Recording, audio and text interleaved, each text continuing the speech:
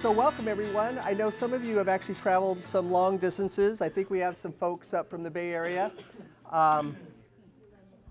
Glad we were able to partner with iKeepSafe.org to come up and really spend some time today talking about student data privacy. It's really been bubbling up. It's a very topical and important issue, especially now as technology is becoming more commonplace and actually critical to the work that we're doing in our school systems. We need to have a better understanding of what it means when kids are using some of the resources that we don't control or own inside the system. And so there's a lot of moving pieces, a lot of complexities. I know our presenters today are going to help us navigate those complexities and maybe walk away feeling a little more confidence in some of the laws and some of the things that we need to be aware of and be concerned of. So for those of you who don't know me, I'm Carl Foley. I'm the Senior Director of Technology here in San Juan District. So again, for those of you who've traveled distances, thank you. We heard about them when they were presenting down in the Southern California area. Wanted to visit with them down there. They were booked, reached out to them, and they said they'd be happy to do something in this region of California, so we're grateful to have them.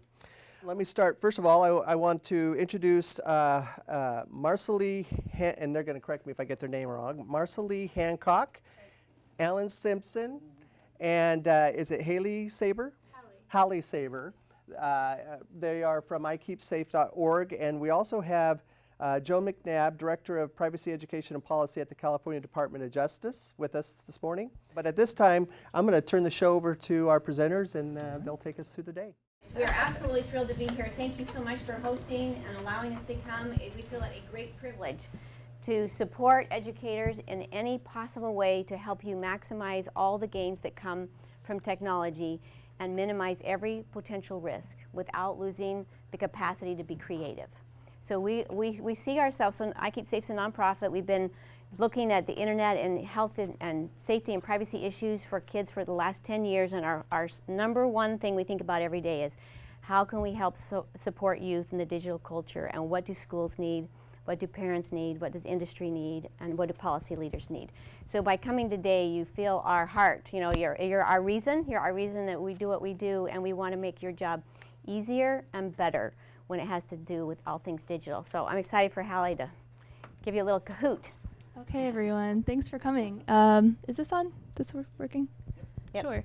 So if everyone could go to kahoot.com, K-A-H-O-O-T, and put in this game pin, we've got a quiz to start off the day. Okay, Back here. Is everybody ready to go?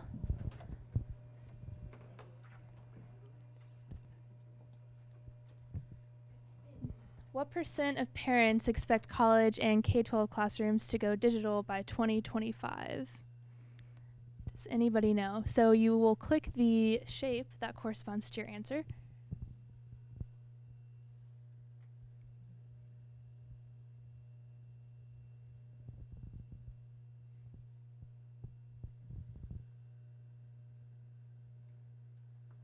Okay, pretty good, everybody. So the answer is 88%. Maya. Congratulations. Okay, we grab that bag. So glad you're here, and it's this special ultimate design. I'm so excited. Thank you. So now that you know what you can win, you can really do well in this one. What % of parents are concerned about their child's school record being hacked or stolen? Okay, that's just like everybody. And our Nice job. winner Let's see who is- the winner is here. Okay, Joe. Awesome.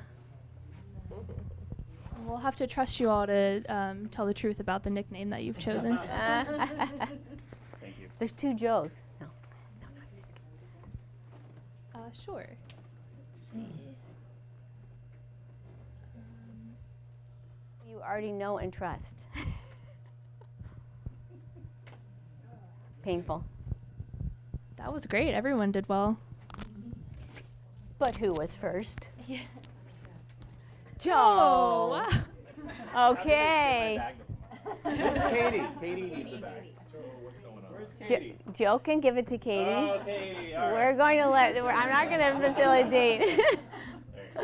You're on. So can schools really know where their data goes?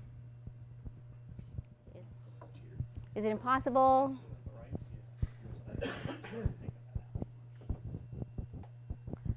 Okay. Yes, it is. It is possible, and that is what we're going to talk about today. Okay. All right.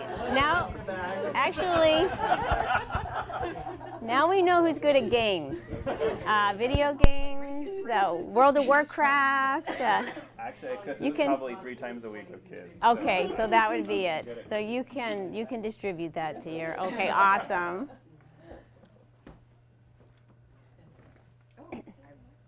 Okay, so that's our game. So our overview today is we're going to look at some of the tricky questions that are hard to get really good, honest, impartial, unbiased answers. We'll do an overview of the policies. We'll look at some programs that can support them, so you're not feeling totally by yourself. We'll look at systems and some things you can put in place with technology and also with human behavior.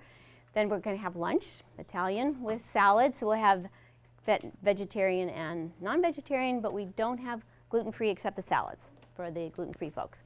And then we're going to make sure you have plenty of time to ask questions, particularly from the Attorney General's office, which is really helpful when you are wondering just about perspectives. Knowing in advance that there's no way to do absolute yes and no questions when we're talking about policies. There's always a set of variables. And then we're going to spend some time on incident response so that you feel much better prepared to communicate with your parents, with your board members, with everybody in the school system about data privacy, and about what you're doing and the great work that you're doing, because it just helps everybody's blood pressure to go down, and everybody's glad to see all the kids go in and have them log in and plug in when they feel like the gatekeepers at school know what they're doing and there's a plan in place. So we'll spend some time on the incident response. And so it's about how do we thrive and how do we help prepare our youth to live and thrive in a digital culture. What does resiliency look like in the digital culture? What do healthy relationships look like? And where does privacy fit into the big picture?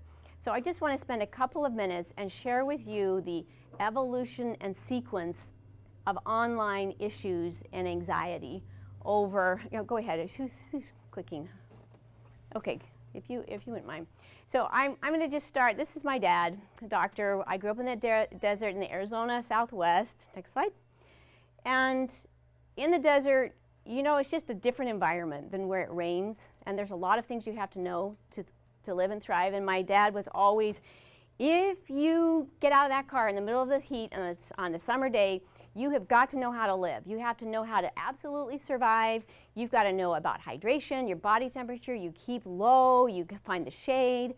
You do not expose, you keep your arms and legs covered. You cover your head. He gave us all these how to survive. But then he not only taught me how to survive and live in the desert, he also taught me how to,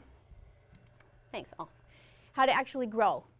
And it's different, right? Learning to survive in the desert is different than learning to survive and then be productive. So it's different concepts, but you can't get rid of one. You can't quit forgetting how to survive in the desert, but it's a different experience, and you have to have different skills and competencies.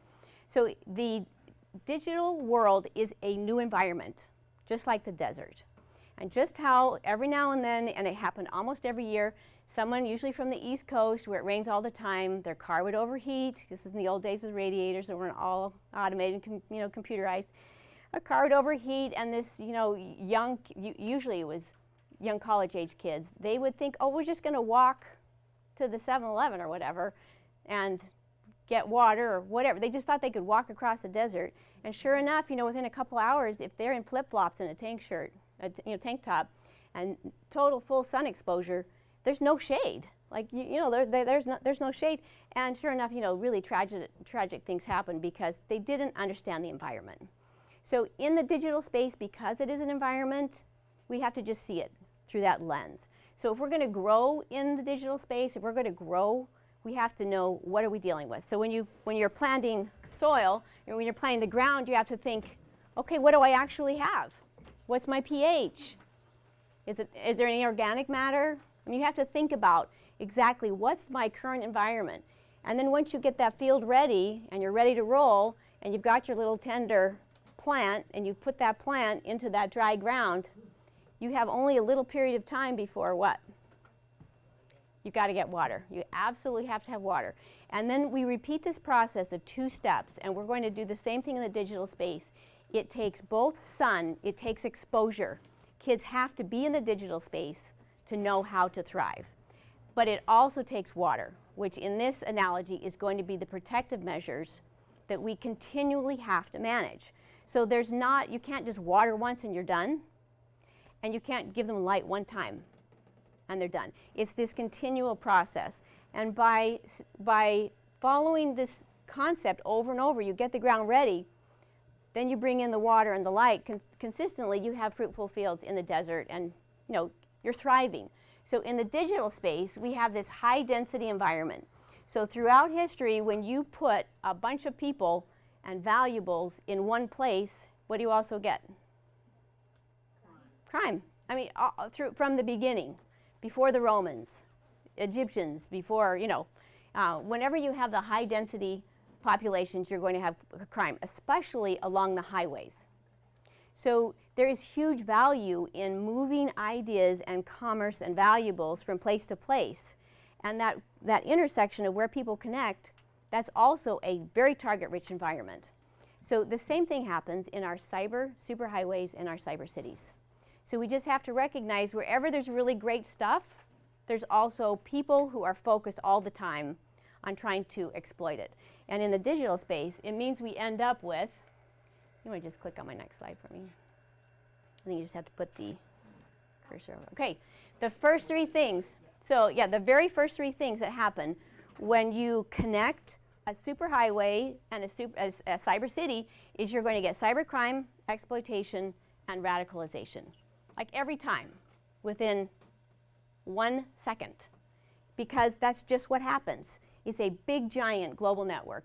And so we have to, just like we have to survive in the desert, we have to be able to respond to these 3.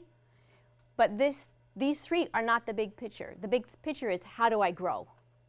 So for children, it's what do we do on this end to protect? But then how do we keep the sun coming up every single day so they are in the environment and they're growing and thriving? So next slide. Now we have our superhighway and our digital highway. We're going to put our child into that cyber city. And so what are the things we need to think about? So we have seen this over and over, and I've seen this in countries in Asia and in Europe and in Africa. It's going to follow a set pattern, because each time you connect either an individual or a population to the web, the same thing happens. They have to deal with what? You plug in and you have cybercrime, exploitation, radicalization. And actually, what was interesting, when I was in Bangkok a couple of, maybe 4 weeks ago, it was the gentleman from Kazakhstan who was so worried about radicalization. Uzbekistan. I was in Egypt last weekend, and they're worried about radicalization. So if this is these overarching, those are the 3. Okay, so the next slide. So this one, the first thing that happens, industry and investors spend a bunch of money and they connect you to the superhighway and cyber cities. As soon as they plug you in, then what happens? 1, 2, 3, cybercrime, exploitation, radicalization. And they go, oh, Attorney General, we got a problem here. We've got a big issue. We need some laws, because right here where we live, we need to be able to enforce. So it's not enough that there's a law in Europe. Right here where we are, we need a new law.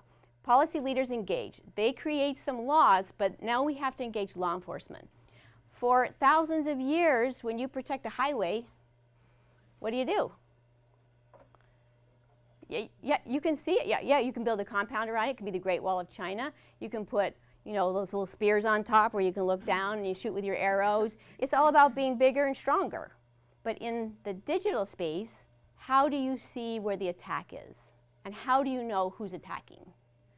So for law enforcement, it means they have to build an infrastructure and skills with technology they've never had to do before. So it takes some time. And this is where you hear all about the people who, it's predators, it's victims of identity theft. It's where you hear all the worst case scenarios that law enforcement have to figure out how to be able to detect, how to investigate, how to prosecute. And then you have those judges who might not understand the scope and impact of the harm. So this takes some time. After this sits for a little while, who comes to the table? Right? Isn't that where we are? You know, we're 10 years, 15 years later. And the education goes, wow, you know, it's not just about what's happening with cybercrime. It's actually how our kids are treating each other, how they're treating us, and educators see the opportunity. So for the first time, we've got people who are not only looking at cybercrime and exploitation and radicalization, they're going, hey, we can help this non-reading child with this experience that's going to really help them understand how to read. So education steps in, and then, you know, let education sit for about 7 years, and then guess who's to the table last? So what are some of the public health issues that we're starting to hear now and see? And it's issues and opportunities. Like anxiety, mental health. Anxiety, mental health, exactly. So there are some helps and some great opportunities to find support. There's also some triggers that actually make things more challenging. So it's after the health engages after we follow this sequence. And I wanted you to see the sequence because it puts in perspective what every single community has to do that you're doing right now, which is looking at what are we dealing with, and industry is often the first to tell us there's issues. What's coming from the policy leaders? How are they enforcing?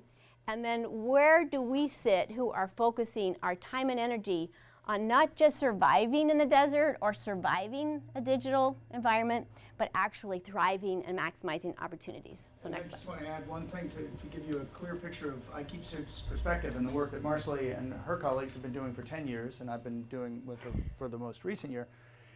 This is a pattern that she's watched that we've seen when privacy wasn't really an issue, when safety and security were much more the concerns and the fears. But what we've tried to do all along is not to make those fears worse, but to help you manage them and take advantage of, as she says, the opportunities that are also here to help kids learn and thrive. Privacy is becoming an increasing concern, at least from what we've seen in the media and in the policy world, and you've probably heard parents ask about it. But it's following a pattern, as she said, that we saw 10 years ago with internet safety. And so we want to make sure we learn the lessons of what we were doing in that space and help you apply them in the best ways with these new challenges.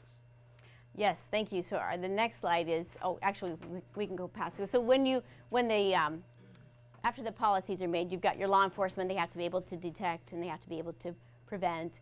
And so all of that activity is really about navigating risks, but it's not about thriving. So the next slide is then about really looking at, and today we are assuming, now that we've got great laws coming out of California, they're leading the world in student privacy, literally, and it's so fun to watch the industry having to really think carefully now and take the job that you've had to do about protecting student data, and thanks to the Attorney General's office, they are now having to feel responsible and a shared responsibility with what you're doing to protect students' privacy. So it's about opportunity.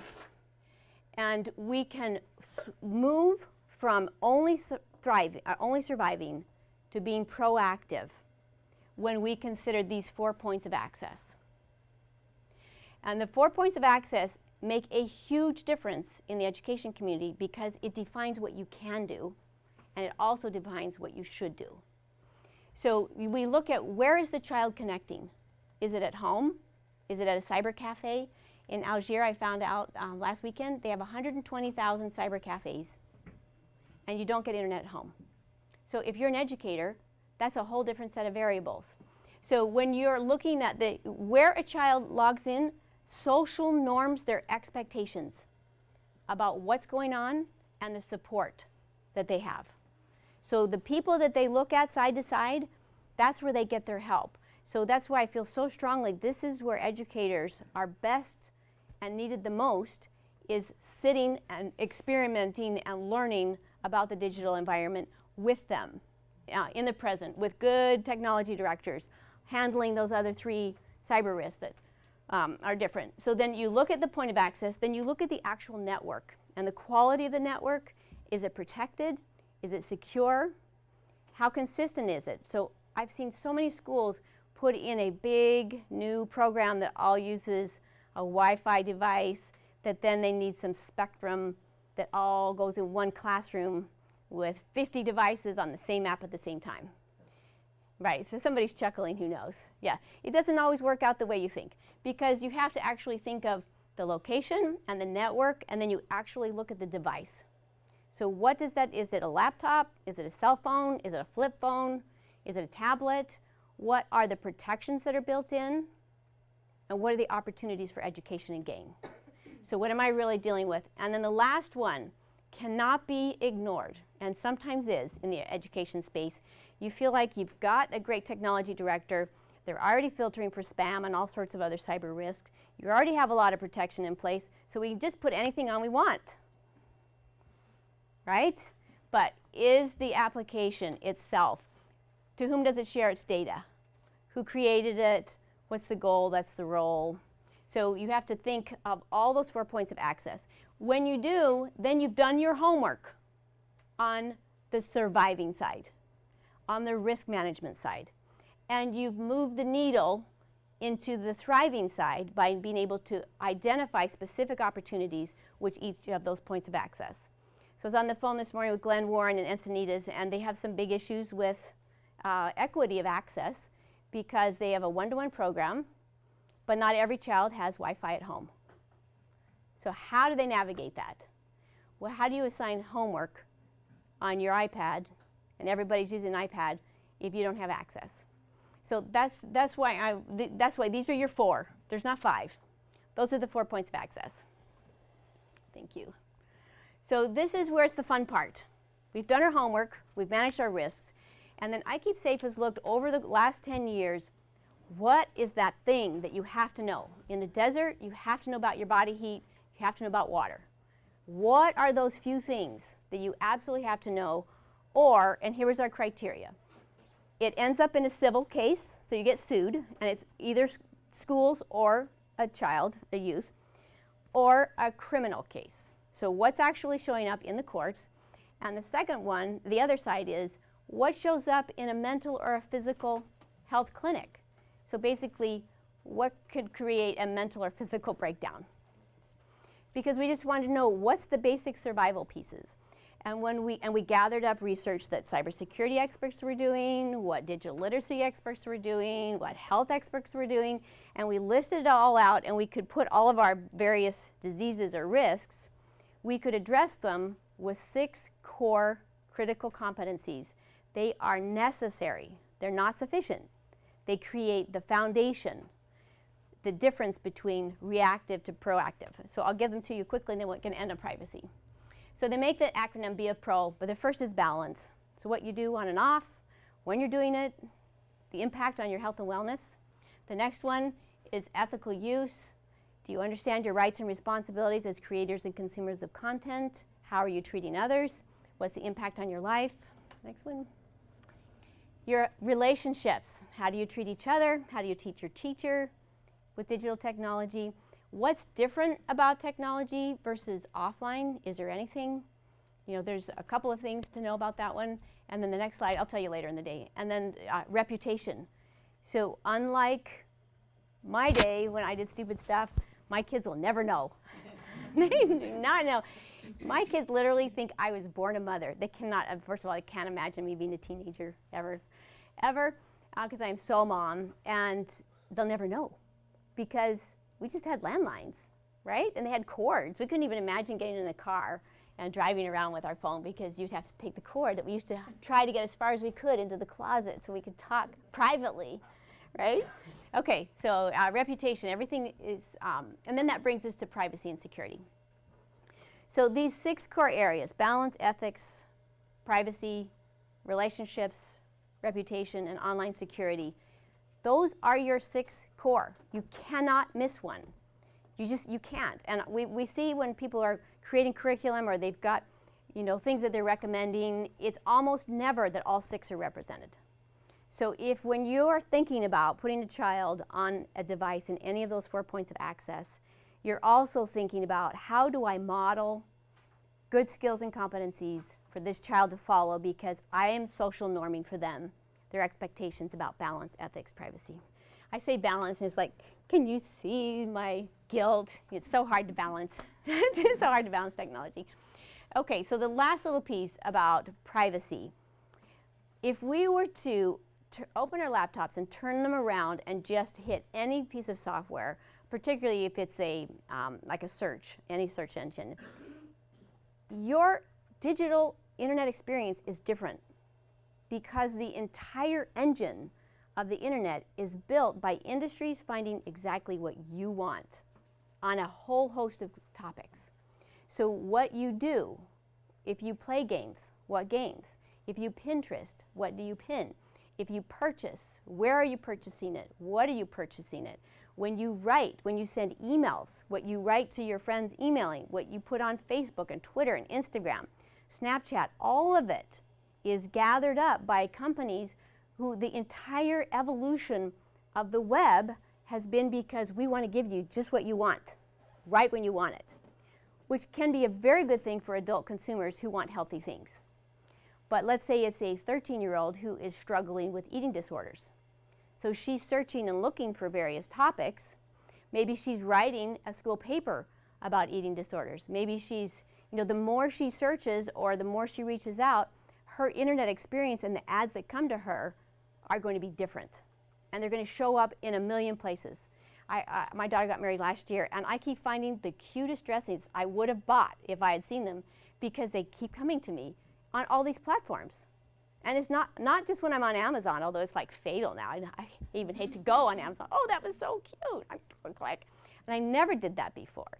But the more targeted the ads are, the more the potential impact when you have fragile youth who maybe they have drug addictions or drinking problems or, there's just a million hosts of ideas or things that are different. And if that is exposed to the web and tied to that child, it's going to follow them and follow them and follow them because their web experience will actually be different.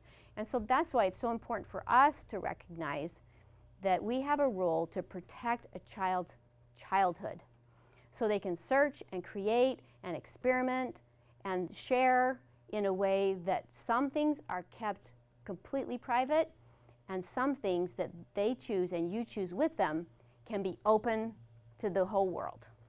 But it should be thoughtfully done. And for us right now, one of the hardest things is just having that confidence that you actually can know where your student's data goes. You can know. I thought maybe it wasn't possible, but now that I have seen assessments and walked through those questions that every attorney who's checking off boxes, you actually can know. A little bit of homework, and we can feel confident with educators that we can keep track of students and their needs, but the global web is not going to track the needs of your students and change their web experience because of it. So that plays out in so many areas. Okay, I think that's our last slide. And so I put repeat up here because in the digital space, what we do once can be repeated and repeated and repeated and repeated. So that's one thing we have to think about. But also, we repeat our sunlight, which is that exposure and practice over and over. We get kids on technology. We social norm because we're with them. And then we also do the water. And what was our water? Protection. It's the risk management. It takes both. You can't do it once. You can't have a workshop once. You can't have an assembly once. Or you can't have one teacher in one class being the ones talking about how to thrive in the digital space. It's a culture of skills and competencies that we're going to learn. We didn't have to know it because when we grew up it wasn't an issue. But you're here now, and we'll all figure it out because we care about the kids. And they need us to do it. Learning to be ethical and responsible and resilient for our youth will never happen by accident. And they're not going to learn it from the industry partners who drive the web. Right? They have to get it from us. So that's why we're iKeepSafe, that's why we're grateful for the Attorney General, that's why we're a nonprofit, is so we can help grease that experience on the track. So we've got good data opportunities and good data practices coming from schools and good opportunities coming from industry.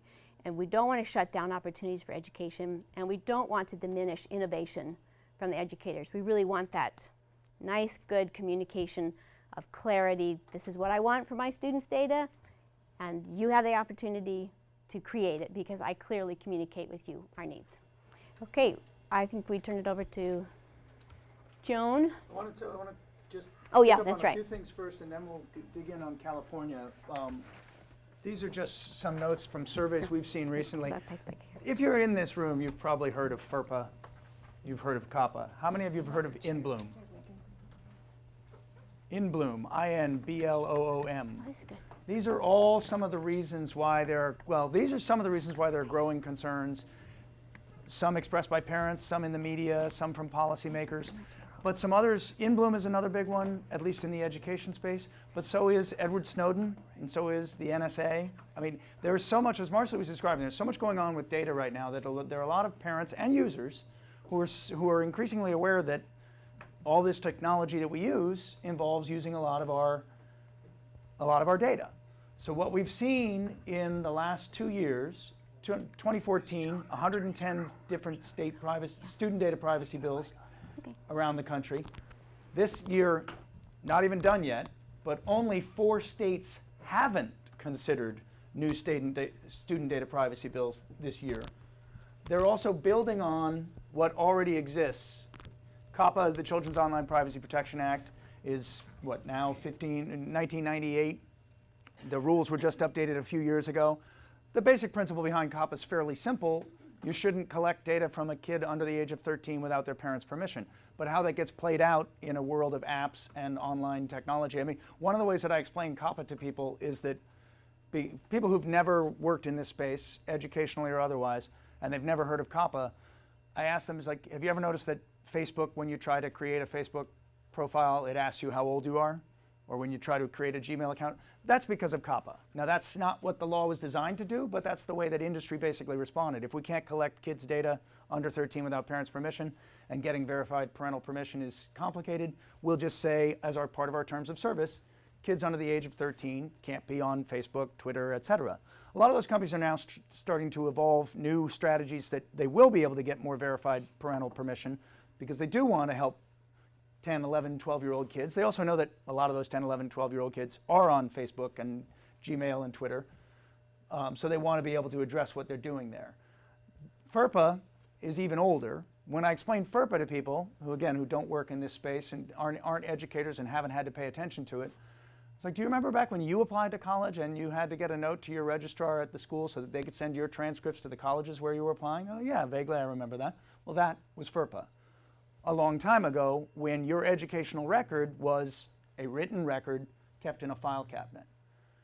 Obviously, that's much more complicated, and all of the great tools that many of you are using in classrooms, software that's district-wide or platforms that you're using in your own classroom, those expand the amount of educational record that a student has and make it more challenging for you to ensure that you and your school and your district are complying with FERPA. We're going to talk more about some of the tools that we've got to help. The only other thing I want to raise, I mentioned InBloom, because I want to go back to a point that Marcely made about the opportunity we're in right now. InBloom was a nonprofit funded primarily by the Gates Foundation with about $100 million in funding. They launched 2.5 years ago. And their purpose was to help states and large districts share data within their own system so they could do a better job of seeing how students are doing, seeing how schools are doing, discussions you've heard in a lot of platforms. But InBloom was a nonprofit with $100 million of funding. And InBloom is gone today. Call it bankrupt, call it disappeared, call it whatever. But one of the points I make to people in this environment is that InBloom wasn't really, on the surface, it was attacked because of privacy. I would argue that in reality it was attacked for other reasons. Some people don't like standardized testing, some people don't like Common Core, some people don't like the Gates Foundation. But there's no question that they used privacy as a weapon to make other people more afraid of InBloom. And there were several states that had signed contracts with InBloom. Several large districts, including New York City, had signed contracts and partnerships with InBloom. And they all got frightened by the amount of parent concern they were hearing, and they all backed out. So The reason I raise InBloom as an issue is that I live in San Francisco, Marcelly's in San Jose, we talk with a lot of companies in Silicon Valley every day. 5 years ago, it was very hard to get them to pay attention to COPPA or any other privacy issues. It's still hard today with the new California laws and the other states that are passing laws to get a lot of technology folks to pay attention to legislation because it's not the place they want to play in. But $100 million going down the tubes makes companies start to pay attention. So that there are more companies becoming aware, as Marcely pointed out, through the new state legislation, through the growing attention in Washington to whether FERPA needs to be updated, to what California has already done that we're going to dig into next, and what other states are starting to follow. I think part of the point today is that those laws are important and not enough. But what they do is they create a big opportunity to get more of the companies that you're working with, the platforms, the programs, the apps, to pay more attention to student privacy and to help you address these issues. Because I think in the end, the most important role that you play as educators is not only bringing technology into the classrooms in smart ways, but reassuring parents and building parent confidence about what you're doing and why it matters and what you're doing to protect student data. But you can't do that without the companies helping. So I think the environment we're in now that's important, and I don't want this to sound like too much of an obligation for you, but thanks to InBloom, thanks to discussions about FERPA and COPPA, thanks to SOPIPA and other laws in California, we've got a lot more companies paying attention to the fact that they have a greater obligation here and that they have a greater obligation to you. So I think what we want to work on here, in part, is how we help you work with those companies to build the better privacy protections that help you reassure parents, that help them reassure parents, so that we can continue to bring the tools that help kids and schools thrive.